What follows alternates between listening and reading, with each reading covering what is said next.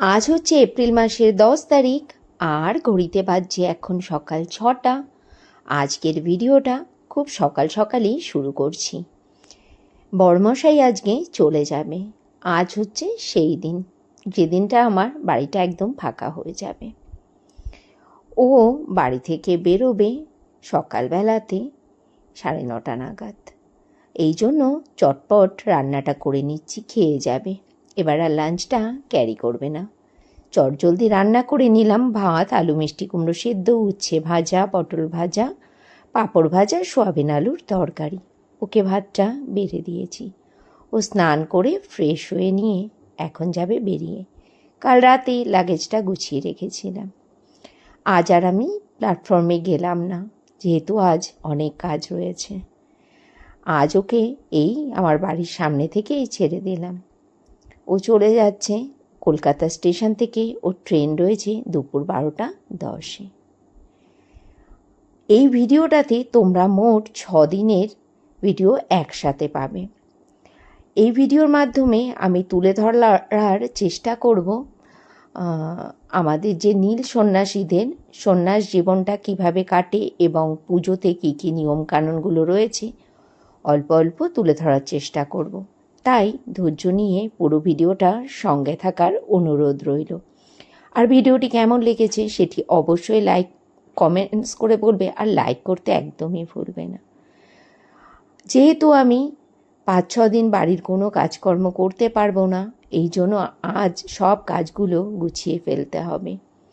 বড়মশাইকে পাঠিয়ে দিয়েই কাজে লেগে পড়েছি কোমর বেঁধে। সকাল সকালে রান্নাটা হয়ে গেছে।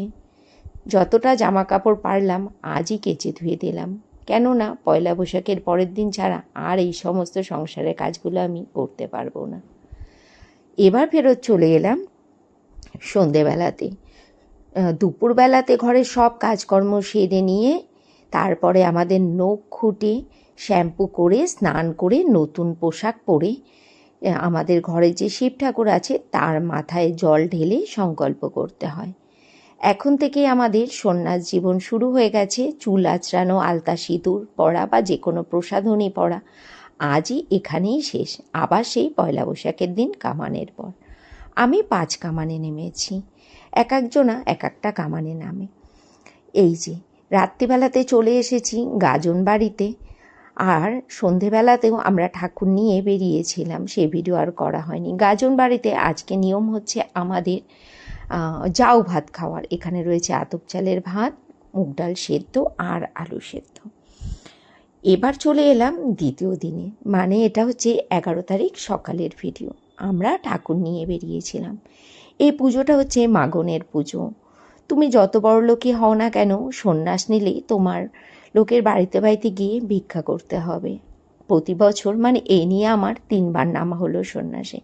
আমি প্রতি বছরই চেষ্টা করি এই নিয়মটাও পালন করার। আমার বাড়িতেও পাট ঠাকুর চলে এসেছে। আমি বাড়িতে এসে তারপরে আবার আমার এই ঠাকুরের জন্য সব গুছিয়ে দিয়েছিলাম।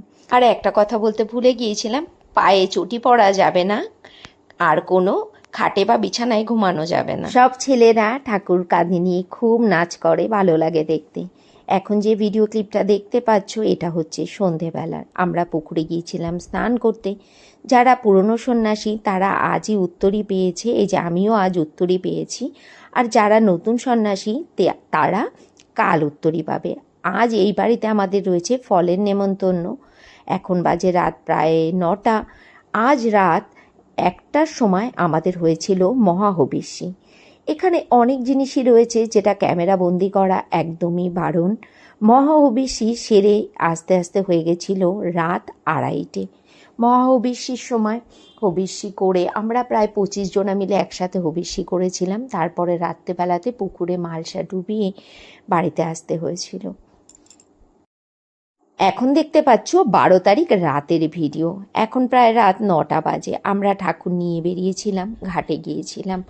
স্নান করে এসে এখন দেখতে পাচ্ছ হচ্ছে ফল পুজো। আজ আর তোমাদের সবার প্রশ্ন যে আমরা সারাদিন কিছু খাই কি না। না, আমরা সারাদিন কিচ্ছু খাই না। সূর্য ওঠার পরে 1 ফোঁটা জলও খাই না। এই যে আজ ফল পুজো ছিল, এখান থেকে ফল জল যা খাবার খেয়েছিলাম। আর এখন দেখতে পাচ্ছ এটা হচ্ছে নীল পুজোর দিনের ভিডিও। মানে 13 তারিখ সকাল 11টা বাজে। সকালবেলাতে এই 8টা নাগাদ কুল গাছে কাটা ভাঙতে যাওয়া হয়েছিল। প্রতি বছরই একটা গাছের থেকেই কাটা ভাঙা হয়, জানো তো। 4-5 বছর আগে আমাদেরই বাড়ি থেকে কুল কাটা ভাঙা হতো। এখন আমার দাদাদের বাড়ি করার জন্য ওই কুল গাছটা কেটে দেওয়া হয়েছে। আর এখন অনেকটা দূরে অন্য জায়গা থেকেই কুল কাটা ভাঙা হয়।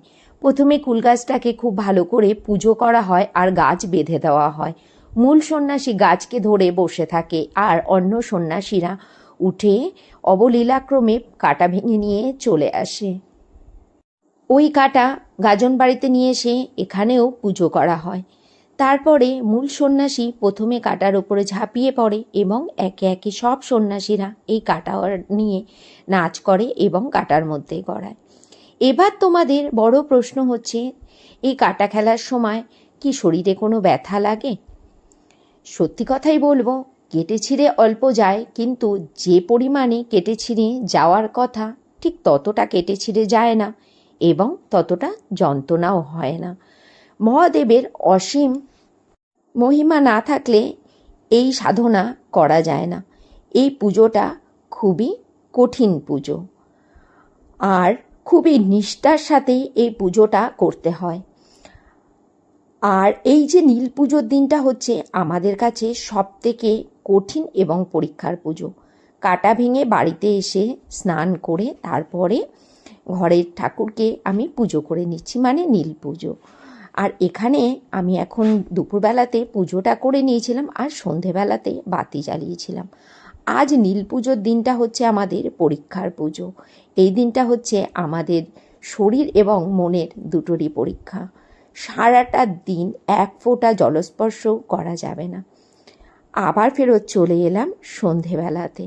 এখন প্রায় রাত্রি 9:30 বাজে। প্রথমে এখানে হয়েছে নীলবাস পুজো। নীলবাস পুজোটা শেষ করতে করতে তারপরে শুরু হয়ে গেল পাট ঠাকুরের পুজো। আর এই যে ঠাকুরমশাই দেখছেন, ইনি খুব ভালো পুজো করেন। 2 বছর ধরে ইনিই এখানে পুজো করছেন। দুটো পুজো সম্পন্ন হতে প্রায় রাত্রি 12:30 বেজে গিয়েছিল। এরপরে ঘাটে ভোগ নিয়ে যেতে হবে। ভোগ বলতে এখানে শোল মাছ পুড়িয়ে, সেটাই হচ্ছে মেইন ভোগ। এই ভোগটা যায় গভীর রাতে নদীর ঘাটে। তখন দৌড়ে দৌড়ে প্রতিটা সন্ন্যাসীকে এতটা রাস্তা যেতে হয় ভোগ নিয়ে। এবার ভাবছো ওই ভিডিও ক্লিপ কেন নেই?